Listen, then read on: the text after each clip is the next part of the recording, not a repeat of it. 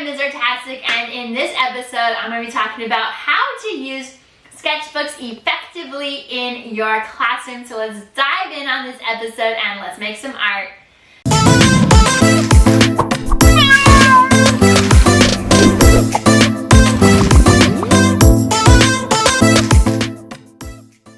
Alright, number one is to set up some guidelines. So I like to come up with a framework for how I'm going to implement my sketchbooks before I teach them in my classrooms. So for instance, like when you're going to use them, how you're going to use them, what kinds of things are going to be put into them, how often you're going to use them. Are they for work every day? Or are they just for like homework and explorations? So thinking about setting up some guidelines for how you're going to implement your sketchbooks, and I would even create a sketchbook rules page that kids can glue into their book. Somewhere maybe in the back or the front of it, and then they can reference that throughout the year. And then also it's going to, if you have a clear idea of how you're going to use sketchbooks, then you can implement that easier and then communicate that to them. If you know how you're going to use them, they will understand how and when they're going to use them too. Number two is to decide on how you will use them. So instructions for if you use them, well, basically what I'm trying to say is like, how are you going to use your sketchbooks? Are you going to use them for instructions? Are they going to be the place where they do their rough drafts and experimentations before they do their artworks? Is it going to be like a when you're done activity? Is it going to be just like on days you don't feel like planning, or in between art projects? You've done a lot of art projects, you don't really feel like doing another art project. Okay, we're gonna do some sketchbooks. Is it going to be implemented like whatever you remember to have sketchbooks? Is it going to be where most of your artworks are going to be done? Is it going to be in your sketchbooks? Instead of giving them paper and buying paper, maybe you just have sketchbooks and they fill those in and do everything in there, or glue in their worksheets into their sketchbook, and then build that up through time, and that's where they keep everything. Is that how you're going to use it? Is it a place for all your creations, right? So think about how you're going to use your sketchbooks in your classroom. You need to decide this for yourself, and then have that as a clear vision, because they're not going to understand or have a clear vision if you're not leading it, right? So you are the vision and you're the leader. You gotta make a decision on how you're going to use them. Okay, my question for you today is, do you use sketchbooks in your classroom? Let me know by answering in the comments of this video. Do you use sketchbooks in your classroom? And I will personally respond. I would like to hear from you and kind of get an idea of how many teachers are using sketchbooks or not. Let me know again in the comments of this video.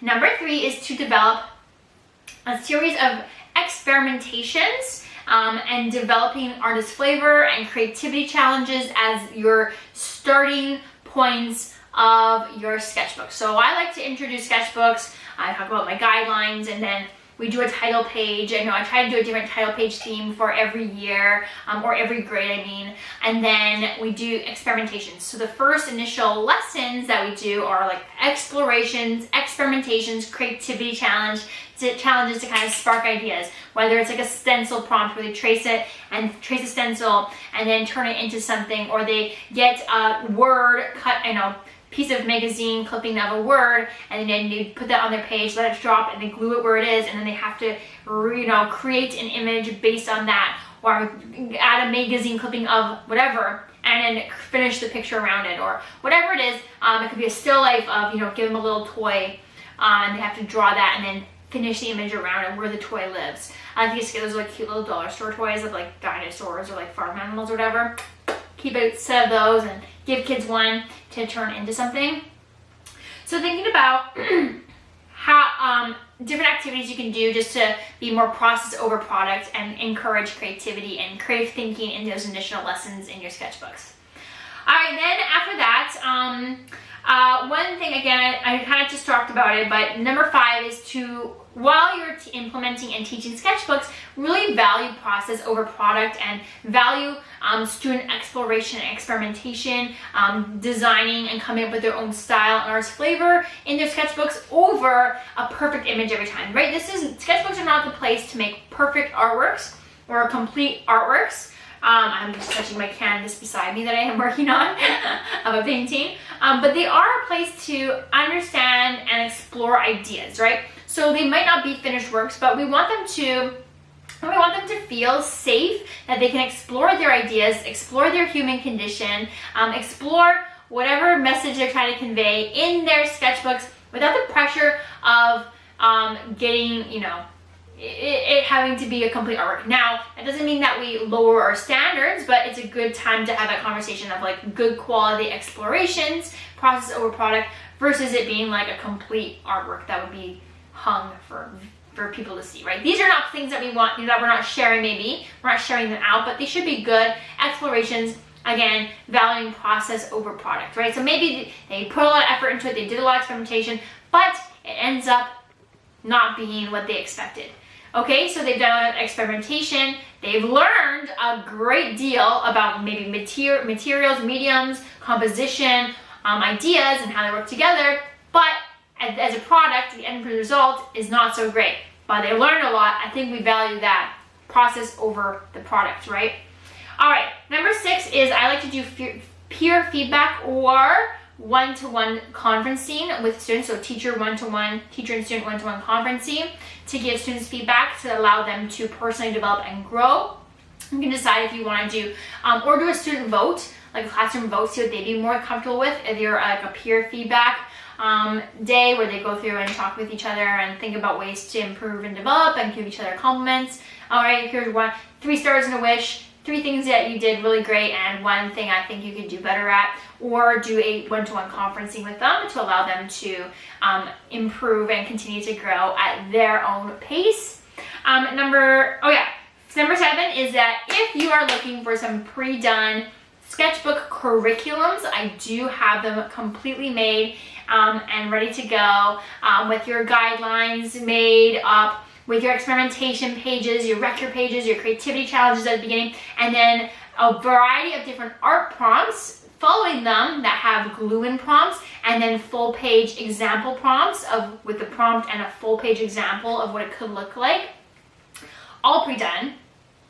And you can find them for elementary, for middle school, and for high school. And if you want to check them out, hit the big link in the description of the video that says click here to see sketchbook resources. And I highly recommend you check them out. They're my fully planned sketchbook curriculums that are ready to go with a click of a button, and it will save you a ton of time because, my friend, I drew all those examples, so you can imagine literally how long that took. Oh yeah. All right. And finally, your last reminder here before it closes is that it is the last chance right now to join the Artastic Collective Art Curriculum. It is closing very, very, very soon. We are on the final days of enrollment. So that means that once it's closed, you won't be able to join until August. So if you're interested in getting a fully planned art curriculum, my sketchbook resources that I just talked about are actually included in it. I know, it's an insane deal. It's literally thousands of dollars worth of resources available for a small monthly membership fee. So if you want to access that and have your planning done, you can scan the QR code on the screen or hit the link to the Artastic Collective Art Curriculum in the description below the video. The Artastic Collective Art Curriculum is designed for art educators, and it's going to provide you a resource library full of different art lessons, everything from the elements of art, principles of designs, to different themes, to artists and art history, to sketchbooks, to ceramics and sculpture and more, and holidays and seasons, and directed drawings as well, all on art themes. You can find them all in your art resource library, and again, new art resources are added every single month to allow you to plan for your entire year. There's also an included art teacher growth course that's going to help you plan from back to school all the way until the end of the year, and it's going to give you all the templates, the resources, and workbooks to help you make that magic happen, and it will give you a certificate of completion at the very end, as well as there is an exclusive community forum. So if you want to take a look at my art curriculum that I have designed by myself, I don't have a team, these are all my art resources, you can check it out at artasticcollective.com, or scan the QR code on the screen, or click the link in the description below the video. Remember, there is limited space because I only can accept a certain amount of people each time to make sure that I can support all the new members in their journey. as well as it is closing soon because I only open enrollment for 5 short days. So if you want to enroll, make sure you click the link in the description of the video and enroll right now. At least check it out and see if it's right for you. My friend, that is it for this episode. Your next video to watch is how to use grid draws. Hit the link above the video or in the description of the video, and I'll see you in that episode. Please make sure you like and subscribe to the channel and help me get to my goal of 100,000 subscribers. That is my absolute dream, and that's going to allow me to continue to make these videos for you for free. Thank you so much for watching, and I'll see you in the next episode.